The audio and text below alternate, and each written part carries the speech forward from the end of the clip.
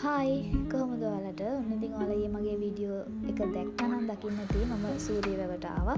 මගේ යාළුවගේ ගෙදර. ඒ කියන්නේ 2022 දැක්කට පස්සේ එලෙවල් ඉවරට පස්සේ අද තමයි ආව දැක්කේ. ඉතින් අද උදේම මෙයාලගේ වත්තේ පොඩ්ඩක් රවුමක් දැම්මා. තියෙනවා අල්ෆෝන්සු අඹ. එතකොට මෙතන දෙනවා කියලා කිව්වේ මේ පේර එක මට මතක නැහැ කියපු නම.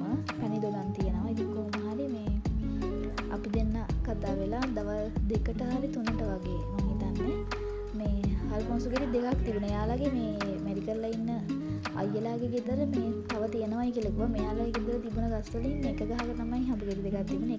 එකක් කැඩුවා. මේ ලොකු උසගක් තිබුණ නැහැ. ඉතින් මේ ඩීයක් ඕනද කියලා හවුවටස් නෑ ඔයාලට කඩන්න පුළුවන් වෙයි කියලා කිව්වා. ඉතින් ඊට පස්සේ මේ බලන්නකො මම කඩන විදිය කොහොමද කියලා.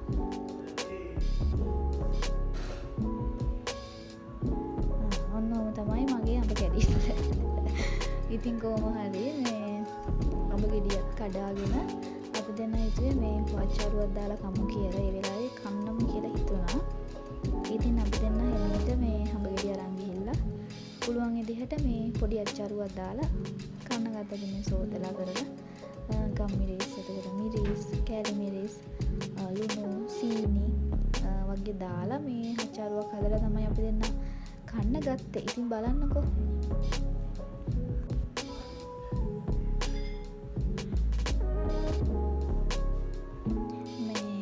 ඒ ගෙඩිය මන් දන්නේ අල්ෆෝන්සු මේ අනිත් අඹ වගේ කපනකොට කොහොමද කියලා. හැබැයි ලා කහ පාටකට තිබුණා. අඟුල් ගතියක් තිබුණේ නැහැ. පොඩි පැණි රසකුයි, කාට රසකුයි, අඹුල් රසයි, පොඩි වතුර රසකුත් වගේත් ආවා. මේ මම කලින් අමුවෙන් අල්ෆෝන්සු අඹ කාලා තිබුණේ නැහැ. ඉදිච්චේ වගේ අල්ෆෝන්සු අඹ වල රස මටයිම ලොකුවට මතකයක් තිබුණේ නැහැ ළඟදී කාපු නැති නිසා. ඉතින් කොහොම හරි අපි අඹ අච්චාරුව හදලා මම මේ අරන් යන්නේ ආ ඉන්න තැනට. කියන්නේ මේ හදලා ඉවර වෙලා මේ තියෙන ඉතින් සුද්ධ කරලා පස්සේ මේ විදිහට අපි පොඩියට කපාගෙන ඒකට දාන්න ඕන දේවල් දාලා රසට හදාගත්ත. අපි රසට ආවා. මේ හදපු වෙලාවේ නම් මේ ඔක්කොම කෑවේ නැහැ. පොඩ්ඩක් කාලා ආය අවසට කමු කියලා තියලා තිබ්බ. මොකද ඔක්කොම කන්න බෑ මේ. එහෙම අමාරුයි කන්න ඔක්කොම එකපාරට. ඉතින් අපි දාපු ටිකට ඉස්සෙල්ලම දාපු වලින් අපිට මේ ලුණුයි සීනියි මදි වුණා. ආයෙ දාලා ඉවර වෙලා මම මේක අරන් යනවා සාලෙට. එයාගේ හස්බන්ඩ් බබා බලාගත්තා. ඒ වෙලාවේ අපි දැන් ඉතින් සාලෙට වෙලා පොඩි චැට් එකක් දාගෙන මේ අඹ අච්චාරුවේ රස බලන ගමන් මේ අවුරුදු ගානක මතක තියෙනවා කතා කරාම ඉස්කෝලේ දේවල් කරන දේවල් මතක් කර කර ඉනා වෙන්න. ඉතින් හිතනවා මේ දවස් ටිකටම හස්බන්ඩ් ගිහිලා යයි කියලා. ඔන්නෝම තමයි ඉතින් අද දවස ගෙවුනේ.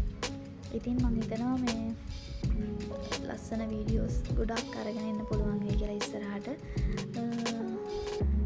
ඇත්තටම සතුටුයි. මේ ඒ කියන්නේ පරණ දේවල් ගොඩාක් මතක් වෙනවා ඉස්කෝලේ කාලේ වගේ හැම දෙයක්ම. එහෙම යාළුවෝ අපේ ජීවිතවල ඉන්න මගේ කැම්පස් එකේ යාළුවෝ ඉන්නකොට ඒ යාළුවෝ වගේම තමයි මේ යාළුවත් මට ඇත්තටම මේ මට කියන්න වචන නැහැ. මාරම ඒ කියන්නේ බැඳීමක් තියෙනවා. ඉතින් ආයෙත් අලුත් බ්ලොග් එකකින් එකතු වෙමු. මගෙත් එක්ක එකතු වෙලා ඉන්න ඔයාලා හැමෝටම ගොඩක් ආදරේ.